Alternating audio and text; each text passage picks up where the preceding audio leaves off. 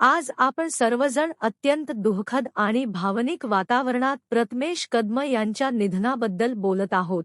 प्रथमेश कदम हे नाव आज शांत झाले असले तरी त्यांच्या आठवणी, त्यांचे कार्य आणि त्यांचा साधेपणा कायम लोकांच्या मनात जिवंत राहणार आहे.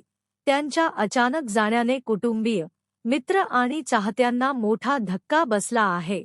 जो चेहरा नेहमी हसरा असायचा तो आज फक्त आठवणींमध्येच उरला आहे. त्यांच्या अंतिम संस्काराच्या दिवशी संपूर्ण वातावरण गहिवरलेले आणि शांत होते.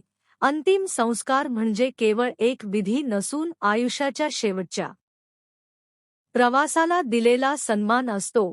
जेव्हा चितेला अग्नी देण्यात आला तेव्हा प्रत्येकाच्या डोळ्यात अश्रू होते आणि प्रत्येकाच्या मनात एकच भावना होती की आयुष्य किती क्षणभंगुर आहे.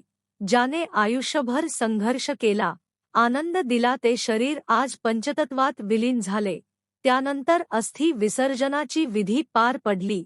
पवित्र नदीत अस्थि विसर्जन करताना सर्वांनी अंतःकरणातून प्रार्थना केली की प्रथमेश कदम यांच्या आत्म्याला शांती लाभो. अस्थि विसर्जन ही केवळ परंपरा नसून आत्म्याच्या मुक्तीची भावना आहे. त्या क्षणी शब्द अपुरे पडत होते. फक्त शांतता, अश्रू आणि आठवणी शिल्लक होत्या. कुटुंबियांचे दुःख पाहून प्रत्येकाचे मन भरून आले होते.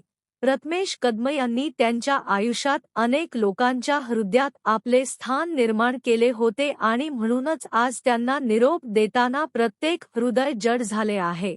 मृत्यू सत्य आहे, पण कोणाचं जाणं इतकं लवकर होणं स्वीकारणं फार कठीण असतं.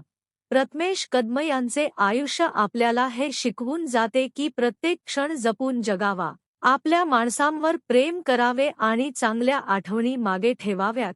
आज ते आपल्यात नसले तरी त्यांचे नाव, त्यांची आठवण आणि त्यांचा प्रवास कायम स्मरणात राहील. शांती.